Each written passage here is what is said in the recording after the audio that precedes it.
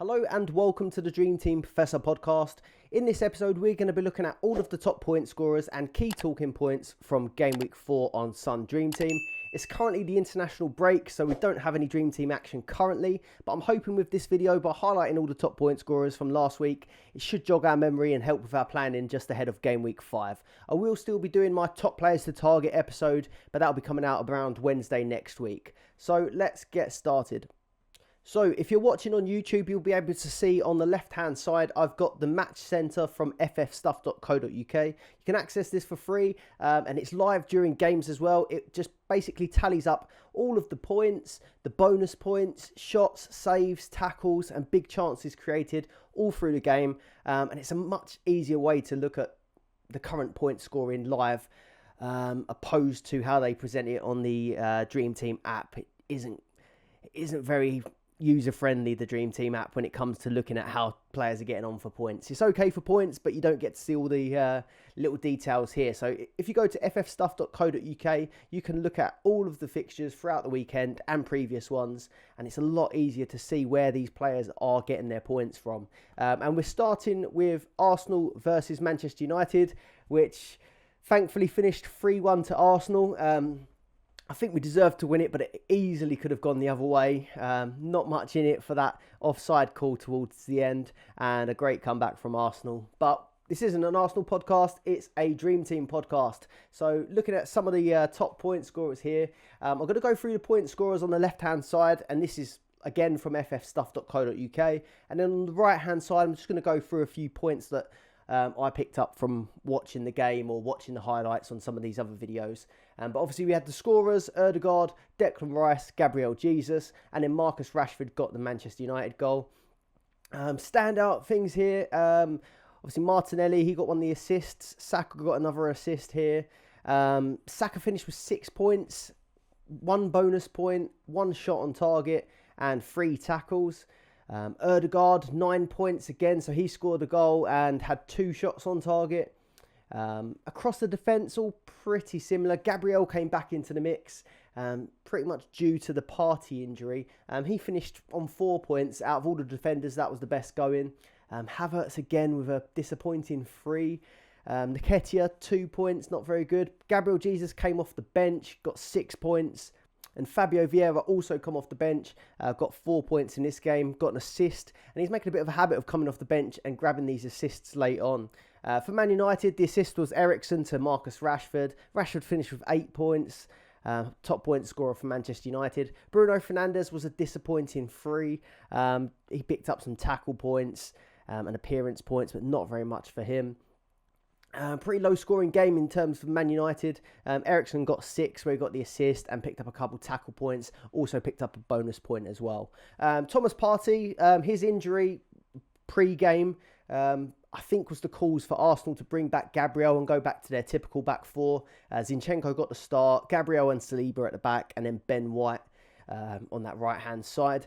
Zinchenko 3.2 million, so now he looks like he's fit to start games. 3.2 million is a good price. He's still come off in the 76th minute, so he might not be fully fit. He doesn't always play 90 minutes either, but I do think he's a good cheaper option in that Arsenal defence. Declan Rice, he had a really great game and a really great first goal for him.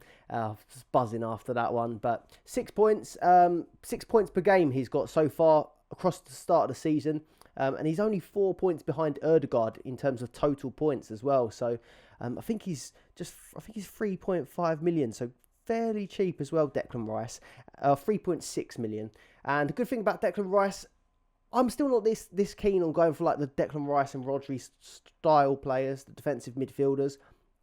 But what you do get from these sort of players is when now Europe's coming over the hill, you know that Rice, Rodri, they're going to play twice a week, and those appearance points and the tackle points and that sort of thing all do add up. So he could be someone to keep an eye on. No Thomas Partey, so Rice is going to be needed every single game. So he could be someone that we maybe consider a bit later on. Marcus Rashford obviously got the first goal. He got 2 assists last week against Forest, and he's playing much better on that left-hand side. Obviously got his first goal of the season in this game. And Haaland came on, I think that's how you pronounce it, the new striker for Man United. He came on and Didn't do very well Dream Team wise, just picked up the 1 point, but he did look really, really promising. And I think that bodes well for Rashford to carry on that left wing, and it does make him a more appealing option if they do starting this Haaland. I think Rashford could start racking up some points.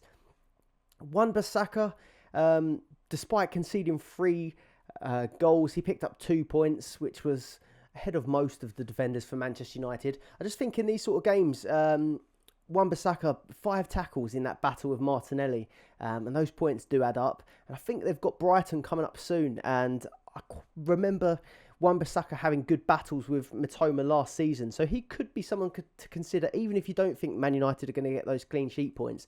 Wan-Bissaka might tally up these tackle points in quite a lot of games. Wan-Bissaka will cost you 3.1 million at the minute as well, so cheaper option into that Man United defence. The only downside is I think their 2 games this week coming are Brighton and Bayern Munich. So if you do it, maybe you want to wait till the following week. Dalot, I think he looked really good, Dalot, in this game, despite getting no points. So someone that you might want to consider. They did just sign Region at the end of the window, but I think Dalot should still be the left back. Martinez sort of went off with a foot problem, but he's on international duty, so he seems like he's okay. And Lindelof went off and apparently was struggling with illness, so it ended up with Maguire and Johnny Evans at centre-back, which obviously isn't a great pairing. I wouldn't be considering either of them in my team. And then just the last thing of note, Havertz, obviously quite disappointing so far in terms of Dream Team. I know a lot of people would say disappointing overall. I'm willing to give him a bit more time, and I think he's been fairly okay. But he's averaging 2 points per game at the minute. So if you do have Havertz, you have to get him out of your team at this point. He really isn't doing anything in terms of Dream Team. Right, then on to Manchester City and Fulham. So finished 5-1 to Man City. The goal scorers, Alvarez, Nathan Ake, Haaland again. Hat-trick for Haaland. I think that's 7 hat-tricks for Haaland now since moving to Manchester City. So the guy's ridiculous. And this is a classic example of why you need to be captaining Haaland most of the time. Because if this went against you, it really is quite damaging where so many people captain him. The goal from Fulham was Ream at the back, centre-back. Top point scorers defensively was quite quiet for Manchester City. Ederson on 3, Akanji 4, Walker 2. Obviously Ake got 9 because he got the goal, and Rodri got 5, picking up a bonus, and he had 4 tackles in this game, so a couple points there as well. Quiet one for Rodri, 1 pointer. Doku, the new signing, got 4 points. Alvarez, he's been absolutely brilliant recently. Grabbed the goal. Doesn't show the assist here, but he would have got the assist points for winning a penalty as well. Finished on 12 points. Kovacic, 2 points. Foden with 5, picking up an assist. 1 bonus point for him as well. And then Haaland, hat-trick and 1 assist, 23 points. So a few notes. Oh, last thing as well, Gomez picked up an assist too, coming on. Not really someone that we're going to be considering though.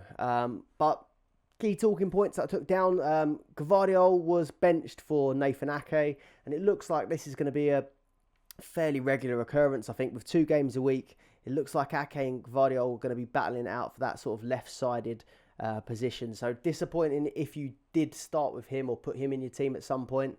Ake was probably quite fortunate with his goal because it should really have been ruled out for offside, in my opinion, and probably quite a lot of other people's opinion too. Doku's debut, he picked up 1 bonus point, made 3 tackles. Watching the game, he was really tricky, really skillful, and trying to take on his man quite a lot of dribbles. And I think he might end up doing quite well on bonus because of these dribbles, but it just depends how many games he gets. Obviously, Haaland hat-trick and the assist was 23 points. I thought that was fairly low compared to previous seasons where you would have obviously got Starman as well and the hat-trick points. So 23 points despite getting a hat-trick and an assist. I think 23 points feels quite low compared to what you would have got last season. Alvarez, his goal and assist puts him on 2 goals and 3 assists for the season. Foden's assist, I put him into my team, but we'll come on to that a bit later because it wasn't great. But he got another 90 minutes under his belt, and he's pretty much played 90 minutes all season. The only game where he didn't was because he had an illness. So I think Foden's looking pretty safe at the minute, and especially now there's 2 games a week coming up. Ake, I've just mentioned his goal really shouldn't have counted. The City bench, also I thought a note to take was that the City bench didn't really look like there's much there at the minute to threaten Alvarez or Foden, if you were considering either of them. He had Gomez, Nunes, Scott Carson, Henrico Lewis, Gavardiol, Ortega, Oscar Bob, Calvin Phillips and Bernardo Silva. So maybe Bernardo Silva in there, but with Grealish out injured and quite a few other injuries, I do think Foden and Alvarez look pretty safe at the moment. One thing to note also, Grealish obviously out and Stones is out, but I think both of these are expected to return after the international break. So a little bit more added rotation risk after this international break's out of the way. On to Liverpool 3, Aston Villa 0. Goals from Szoboszlai, Mohamed Salah and... Oh, it's only showing 2 goal scorers here. Oh, that's because the other one was an own goal from Matty Cash. Yeah, unlucky, really unlucky one if you had Matty Cash in your team. There's not much you could have done about it. But yeah, Liverpool 3, Aston Villa 0. Alisson, obviously, clean sheet points for Liverpool here. So Alisson got 8 points, picked up 3 save points in this game, and he's one of these keepers that does make a lot of saves because Liverpool give up quite a lot of chances, but he's a top keeper. And in my opinion, Alisson, if I was going to be going for a premium keeper, I'd definitely be going him over Ederson, just because the save points do tally up with him. Matip at the back as well, got 7, Robertson 8. Trent Alexander-Arnold had a really good game, got an assist in this one, picked up 11 points and 1 bonus point. 1 big chance created, which was the assist. He did look really good in this one and back to his best, but the only thing is he did come off injured in the 71st minute. But Klopp seemed to say it was a hamstring injury, and it was wait and see, but it didn't really look that serious. So I think Trent still should be okay for this next game after the international break. Gomez came in for Virgil van Dijk, picked up 8 points, got a bonus, and made 1 tackle, but I wouldn't really be targeting him at the minute. I think Virgil van Dijk's got 1 more game out. He had the red card, but then something to do with him swearing at the ref got him an extra game. McAllister 3 points, but Szoboszlai with 1 of the goals. He had a really great game, 11 points, 3 bonus, and we'll come on to him because he's doing really well on the bonus points. Salah got 13, and he could have easily had more if Darwin Núñez just finished his dinner. 13 points, 3 shots, 2 tackles and 2 big chances created for Salah. Disappointing one for Diaz, went off after 65 minutes, only got the 2 points. And that's about it really in this one. Villa really didn't turn up in this game, and there's not much really to show for it in terms of points here. A lot of 2s, a lot of 3s and a lot of 1s. I wanted to talk about Szoboszlai, so he got 3 bonus points, a great goal from distance. He's got 7 bonus points in total now. And he's hit bonus in 3 matches in a row. So he could be someone to consider. Szoboszlai, he's 3.5 million as well. So fairly cheap. He's the 2nd highest scoring Liverpool player at the minute in the game. I mentioned it just then. Mohamed Salah could have hauled. He was unlucky for that Cash own goal. I think Salah set up Núñez. Núñez hit the post and then it rebounded, hit Matty Cash. So he could have had almost another assist for Salah. And then the latest Salah news from David Ornstein is that Salah is going to stay. The Saudi window's closed. So you can pick him and sleep at night now that you know he's not going to be leaving. Darwin Núñez assist. I mean, he could have had much more, but it seems to be the same old story with Darwin Núñez. Just got the 1 assist and 7 points, but I think he hit the post twice. A real frustrating one in all fantasy formats he is. But if he does start finishing these chances, he could explode. But I feel like we've been saying that for best part of the season. Trent Alexander-Arnold, obviously he looked really good. It's just whether or not he comes back from injury in time. Watkins, blank. Matty Cash, unlucky with the own goal. And one last person I wanted to highlight was Digne at the back, left back for Aston Villa. Got 4 points in this game, but finished with 3 bonus points in a 3-0 loss. He only cost 2.2 million. He's got 2 assists so far, and he's hit tackles in 3 of his last 4 and bonus in 3 of his last 4. So he could be a really good player to target. The only thing is, I saw a post that Moreno, the Aston Villa other left back, He's back in training. He was injured, so he could eat into his minutes, and that might put you off. He's a bit cheaper, but now with these new rules, if he is sort of playing one game and then benched for the Europa League conference game and comes on, you don't get the clean sheet points unless you play the 60 minutes. So you kind of want to have someone that's playing 2 games a week, and it's looking like it's going to be more likely to be Matty Cash at the minute, because Konsa went off with an injury in this game, and Matty Cash went from playing sort of an advanced, almost a right winger, to dropping into playing right back. So just something to consider if you're looking at Aston Villa players for the Europa League conference. If you're enjoying this video so far, please do leave a like and subscribe to the channel to get kept up to date with all the latest Sun Dream Team content. And also check out the Dream Team Tonic podcast. I'm partnered with them. We do episodes every weekend, and we're back doing one live on Monday, and it's live for our Patreon members. So check out the link in the description below to find out how you become a patron. We engage with everyone, answer questions in the chat box, and then that goes out live to everyone else a bit later in the week. So don't forget to check out the Dream Team Tonic podcast. Then on to Spurs Burnley, a game that caused me a lot of pain this weekend, or last weekend. Spurs 5, Burnley 2. The goal scorers, we had a hat-trick for Son. We had a goal for Christian Romero and a goal for Maddison.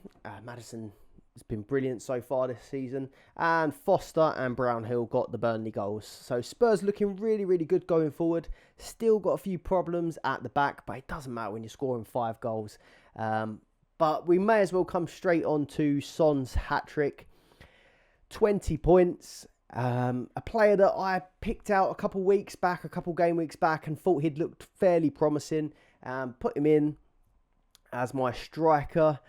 Didn't really do anything. He was playing off the left-hand side. He was playing a bit wider than usual, and didn't really deliver me anything in the 2 game weeks I had him in, or 2 matches that I had him in. And I sort of lost patience. In the old style of Dream Team, in the old rules, I probably would have put him in and had to stick with him. Like with 5 transfers for the month, I probably would have chose him and seen it out.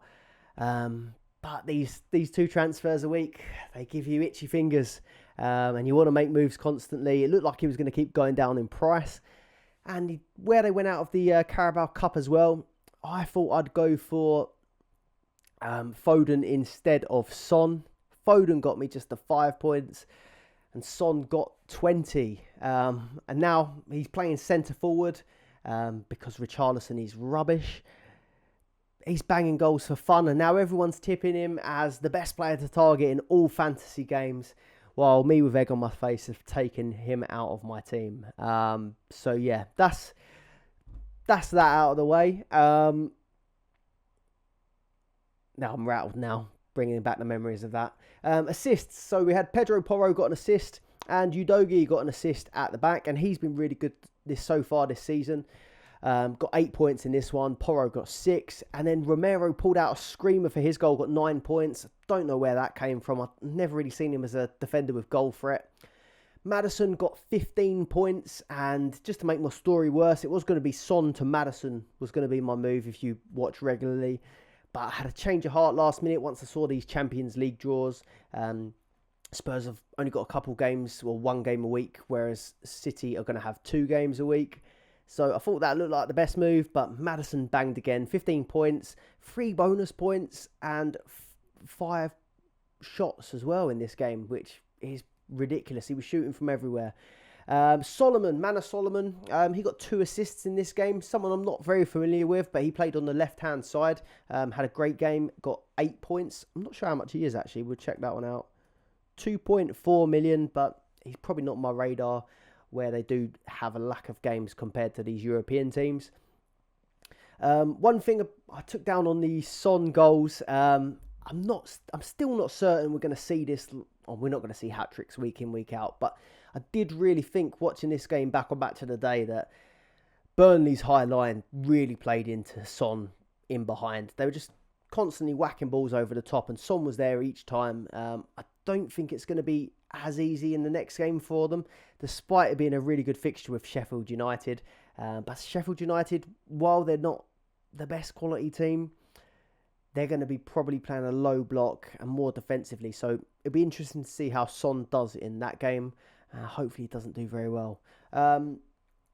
James Maddison, his 15-pointer. He's now on 2 goals and 2 assists for the season. He's the highest scoring, second highest scorer on the game. He's got the second highest amount of bonus points behind Eze. And he just looks like a really good hold. I've pretty much gone moving towards going for European players. But if I did already have Maddison in my team, I think I would still just be keeping him in. Because 15 points, he's hitting really, really good points every week at the minute. So I'd just leave him and let him tick on. Fill up all your other spaces with European players and bank the points from him, I think. Basuma, I'm going to mention him. It's not someone I would really target. He got 8 points in this one, but he got 2 tackle points. He's had 2 tackle points in each of his last 3. He's hitting them every single game. So he's someone that's going to tick along. I did put down in the notes that the Spurs defence did look a little bit shaky. Obviously, it doesn't matter if you're scoring 5 goals. But they conceded in the 4th minute and the 94th minute. They do look a little bit of a mess at the back. So I wouldn't be targeting any of the Spurs defence myself. You do get the upside with Porro and Udogie. They're quite attacking, but they do give up a bit of stability at the back. And I haven't really mentioned much about Burnley just because we're not going to be picking many Burnley players. But one thing I did notice, that high line, Company seems like one of these players or managers now that's not really willing to adapt, and he just keeps playing this high line. And if they do continue to do this, I think Burnley could actually be a good fixture to target if you are playing that way where you target certain fixtures. Then on to Luton versus West Ham, and it finished 2-1 to West Ham. Gerard Bowen got the goal, and Zuma at the end in the 85th minute with a header. Anderson got a 92nd minute goal for Luton just to wipe out the clean sheets if you have any West Ham players. That's just how it works in a minute. And we're seeing a lot of late goals. Now we've got all this extra added time. Paqueta got an assist, got 8 points. Ward-Prowse with an assist. He's got 1 goal and 3 assists from 3 games. Ridiculous. Really, really good signing. 7.7 average so far. Antonio, took a note down that he went off holding an ice pack on his knee after the game, but I don't think that many people would have Antonio at the minute. And just another note that I put down is that I thought the fullbacks for West Ham looked really, really good. Obviously, they were playing Luton, so they are going to be pushing up. But Sofal and Emerson did look pretty good in this game. But I would be cautious when considering West Ham defenders because they do have City and Liverpool in their next 2 Premier League games. They do have some Europa League fixtures that look okay and the Carabao Cup fixtures. But Liverpool and City, I don't think they'll be doing very well against them. Brighton 3, Newcastle 1, and we had another hat-trick, the 3rd hat-trick. So we had Son, we had Haaland, and now we have welcome Evan Ferguson. 27th minute, 65th minute, and 70th minute. 18-year-old scoring hat-tricks. Ridiculous stuff. So 22 points for him. He got 1 bonus point and obviously 4 shots on target. Billy Gilmore had a really good game. He grabbed an assist, 7 points. Matoma got an assist in this game, got the 5 and 1 for a shot. Pascal Gross got 6 points and 3 bonus points. He's another one that seems to be doing quite well on bonus because he just does a bit of everything. Got the tackle points, got the bonus points. Done really, really well in this game. With Evan Ferguson, he did get a hat-trick in this one. I think he's missed international duty with an injury. Whether or not that's a real injury or an international break injury where they want you to get a little bit of rest, I'm not quite sure. I would still wait and see if they're going to be playing Evan Ferguson week in, week out. 2 games a week coming, so he might start at least 1 out of the 2. But really, I still, even though he's about 3 million, I still think I want to be choosing a striker that is going to be playing twice a week if I can. João Pedro started this game, but again, nothing of interest for him. Just the 3 points in this game, and it's fair to say that he's a write-off now. Van Heck was back in for Webster, and that's another De Zerbi rotation. Veltman started, but we've seen Webster and Heck rotating quite a lot, so I wouldn't be choosing anyone really in the defence other than Estupinian and Dunk. They seem to be the regulars. On the Newcastle side of things, again, it's not been a good start for them, but their fixtures have been horrible since the beginning. Trippier's someone that I'll come on to a bit later, but I have been keeping an eye on him because he's someone that I wanted to target from this Brentford game onwards. Just got the 2 points in this game, but he still picked up a bonus point in a game where they've lost 3-1. And he did hit tackles in this one. It just comes down to now whether Newcastle can improve now their fixtures get a bit better. The Premier League fixtures look really good, but they've been drawn pretty much a group of death in the Champions League, and then they've drawn Man City in the Carabao Cup. So all of their good fixtures have now been sandwiched between tough cup games. So yeah, a real decision on your hands if you were looking at getting Newcastle defenders in. Pope had an absolute stinker in this game. Got the 2 points. Picked up 4 save points though, or 4 saves rather. And a lot of changes in midfield. 58th minute, we had Joe Linton, Tonali all going off. And Isak going off after 74 minutes as per usual. Seems to be getting substituted quite regularly for Wilson. But Wilson, again, breaking hearts, breaking clean sheets. Scored a goal in the 92nd minute to wipe out those sweet Brighton clean sheet points for us all. And on to Chelsea 0, Nottingham Forest 1. Upset of the weekend. Disappointing one. I know quite a few of us have still got Chelsea players in our team, and it wasn't really good for any of them. So I've moved in Robert Sanchez in goal. He got 3 points, 2 save points, but it's not what we expected. We wanted a clean sheet there. Did finish off 1 point better off than Johnston, though, who I took out. So that's made up a few of the points that I lost from Son's hat-trick. Colwill 2, Silva 3, Disasi 3, and Gusto 3. Not many points in that defence. And Nicholas Jackson, who's quite popular in the game so far, got 2 points. Missed an absolute sitter from a really nice Sterling assist, actually, who also now finished on 2 points. Enzo Fernandez got 6 points for a bonus point, a shot, and 3 tackles, and a big chance created. So he's doing a bit of everything at the minute, but overall, pretty disappointing from Chelsea. And the Nottingham Forest scorer was Anthony Elanga, 9 points. And Awonyi got the assist for this one, finished on 5 points. A few other notes. Chelsea lost this game 1-0, but they did dominate the stats. They had 76% possession.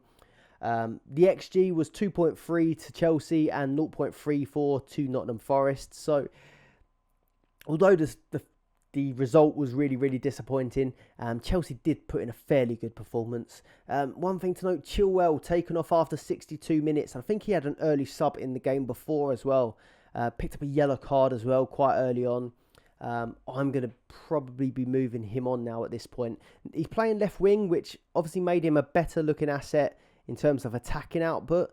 But what seems to happen now, if the game isn't going their way, they've got wingers to come on and replace Chilwell. Palmer got his debut off the bench, but didn't really do anything of note in terms of Dream Team points anyway. And I think we might see some changes for Chelsea in the next Premier League game. It doesn't seem to be working out too well recently. Maybe they'll change their shape, go back to a more traditional 4. I know they are sort of playing a 4 with Chilwell a bit higher up, but doesn't quite seem to be working at the minute. And they've got a few good attacking players on the bench, so maybe they do send Chilwell back to left back and then start with a more attacking front 3. The fixtures do still look fairly good for Chelsea as well. Bournemouth, Villa, Brighton, Fulham and Burnley coming up next. So still a good run of fixtures if you're not in a rush to move on these Chelsea players. Then on to Brentford versus Bournemouth. Goals from Jensen and Mbuemo, Solanke and Brooks for Bournemouth. So 2-2. Flecken with the 2 points, 3 saves. Hickey done really well, 6 points, 3 bonus points and 5 tackles. So in a game where you can see 2 goals, and it's quite nice that you can still score points from your defenders. Pinnock 3, Rico Henry 2, still getting a bonus, and Pinnock got a bonus as well. Jensen with the goal, got 9 points, and he scored in back-to-back games now. He scored in that Carabao Cup game last week. Brian Mbuemo with 9 points. He's had a brilliant start to the season. This is his 4th goal. 2 of them come from the penalty spot, but this one, a real great touch and finish from him. And he missed a sitter as well at some point, so it could easily have been 2 goals for him. He's got a 7.4 average, and he's the 6th highest scoring player in the game so far.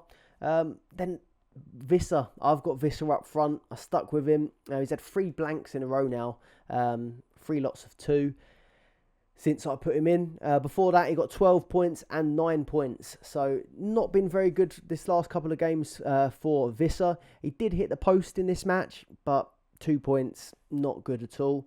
Solanke at 3.2 million though. He's got 2 goals and 2 assists so far for Bournemouth, and they are looking fairly good attack-wise. And he's on penalties as well, so cheap option on penalties, but at 3.2 million, would you rather just use that money and get yourself a 2-game-a-week European player? Last but not least, I've mentioned him already, but Hickey, 1.6 million he cost you. And he came away with 6 points in a game where they conceded 2. So I think he could be a really good one to target. He's looking fairly good at the minute, and he comes at a cheap price. The Brentford fixtures are still fairly good as well. Then on to Palace Wolves, and I don't think we probably have that many players from these two sides now. Johnston's been popular, and Eze's looked popular, and Eze's been really good. 3-2 to Crystal Palace. Edouard got 2, and Eze got 1. And for Wolves, it was Juan Hee-chan got the goal, and Cunha. But I don't think I've seen many teams with Wolves players at all, actually. So Johnston in goal got the 2 points. I know a lot of people are starting to move him on now. Anderson 1, Gahey 1, Tyreek Mitchell got an assist and got 4 points. 15 points for Eberici Eze. 3 bonus, 3 shots, and 4 tackles. 3.4 million he cost you, and he's got 1 goal and 2 assists so far. He's got 14 bonus points for the season, which is the highest out of any player. He really is smashing this new format, or smashing it in the Premier League, but it's just more interesting in fantasy football Dream Team. He's not a player that you typically would have chosen, but he really is delivering on this new system. And Edouard got 2 goals, 15 points, 3 shots in this game. On the Wolves side of things, not that much to add, but Pedro Neto got 2 assists and 3 bonus points. And he's the 14th highest scoring player in the game. Seems to be doing fairly well on bonus points, but not someone that's going to be appealing for me as an option. And then just the 7 saves for Jose Sarr in goal for Wolves. But that's about it from this Palace and Wolves game. And then we won't spend too much time on this one. Sheffield United, Everton 2-2. Archer got a goal, Doucouré and Danjuma. Ashley Young picked up 6 points in this game, despite conceding, again, 2 goals. 1.5 million he costs. He's got 5 points per game over the last 3. So both Hickey and Ashley Young are looking like 2 really cheap options that could be good enablers if you wanted to keep hold of them. They haven't got European football, but if they carry on with like 5 points per game, it's not the end of the world. And if it lets you do other stuff with your team. Pickford got 6 saves, but Everton's defence has been terrible. I mentioned on a pod, I think before the start of the season, that Everton had kept 4 clean sheets in a row heading into the start of the season. And they haven't kept one since. He's been awful. So 6 saves, but the Everton defence haven't been up to it. Archer, the new signing for Sheffield United, grabbed a goal. Actually was unlucky not to get 2 goals, really. One clean goal, but the other one, he sort of had a shot. It was saved, hit the post, hit Pickford, and went in. So, yeah, unlucky not to get 2 goals. Got 10 points in this game, and he's 1.4 million. So, could be another enabler, but I don't think I'd want to take up a attacking slot with him. And then last, Danjuma, 2.1 million. That's his 2nd goal of the season. Right, on to my team update now. But if you did like that last section, looking at all the top point scorers and that new layout from FF Stuff, do let us know in the comments below, and I'll look to carry that on throughout the season. But we'll go on to my Game Week 4 team update then. So I've got 86 points in what felt quite a disappointing week. I think it felt mostly disappointing because of the whole Son hat-trick scenario.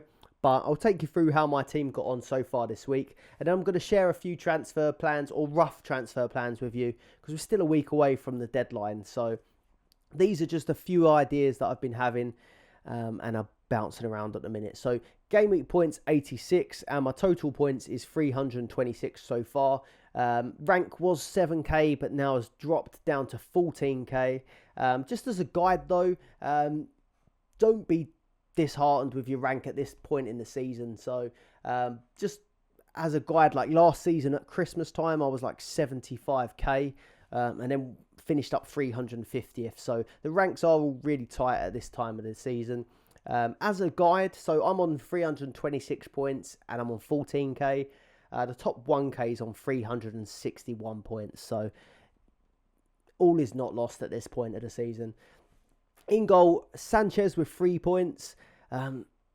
Disappointing bringing him in for Johnston and only finish up with 1 point more. But the fixtures do look good.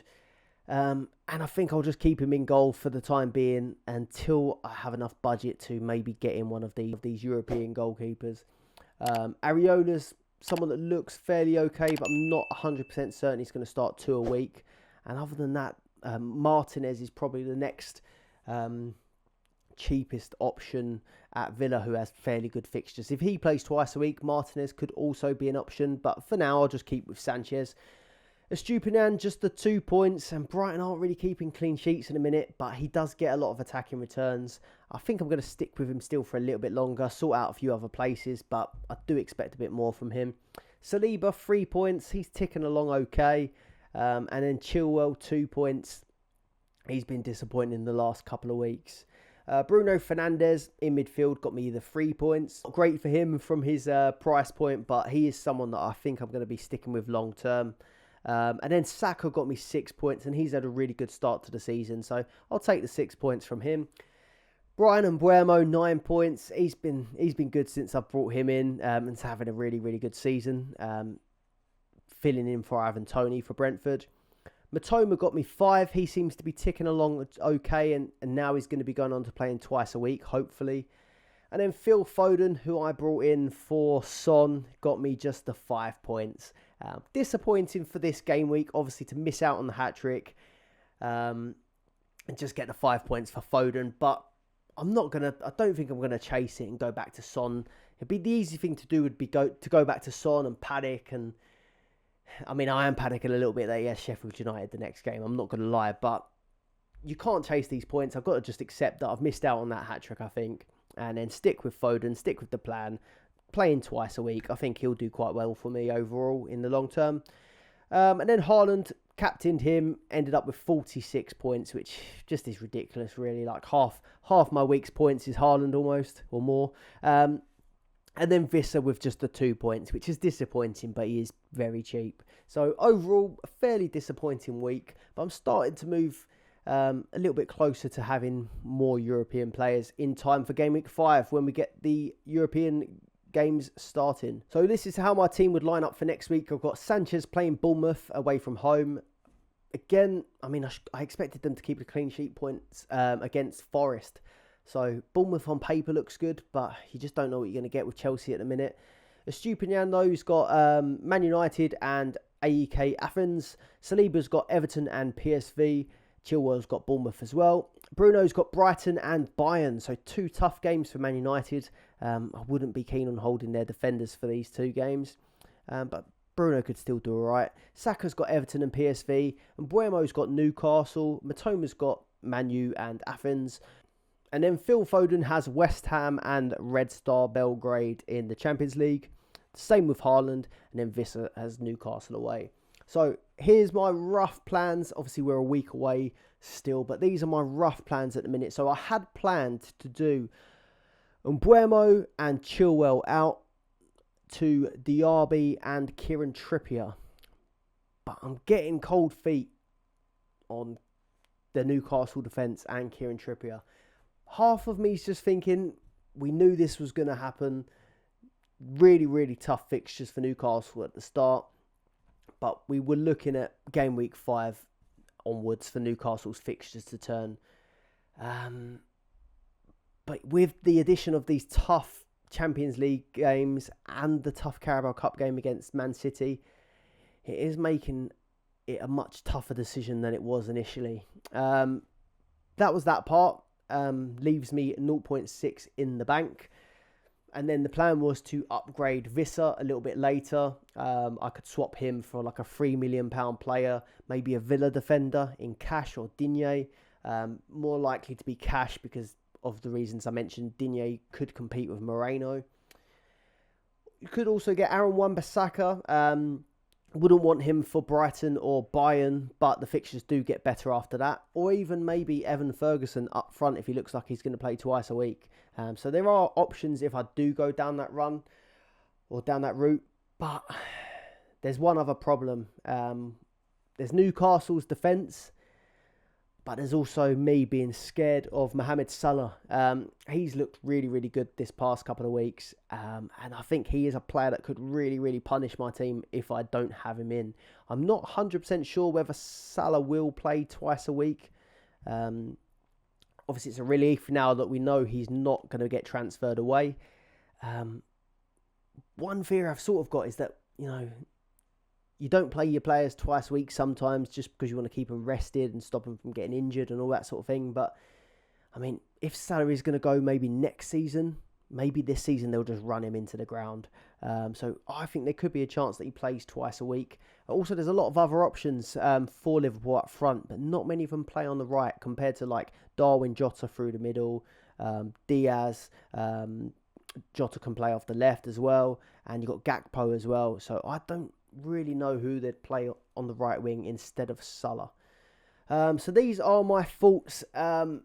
Instead, some are including Trippier and some are including Salah. So the left-hand side would be, if I put Kieran Trippier in for Chilwell, I could then take Mbeumo out for Alvarez of Man City. So I'd have Trippier in for his fairly good fixture run. I'd be hoping that he can maybe get bonus points in those tough games and then pick up a few clean sheet points in the other easier Premier League fixtures.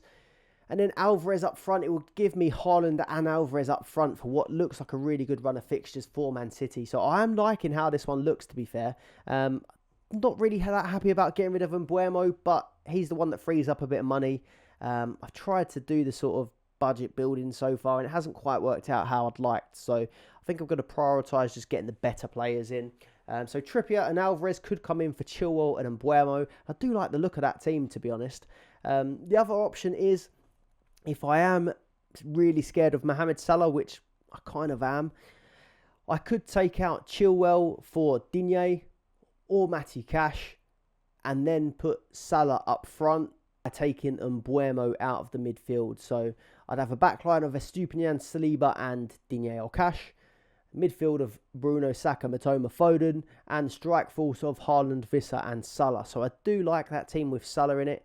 The only thing is it does leave me with not very many funds to upgrade Vissa. I'm sure I'd be able to figure something out, but that's the sort of drawback of having Salah in the team. It does eat a lot of that budget.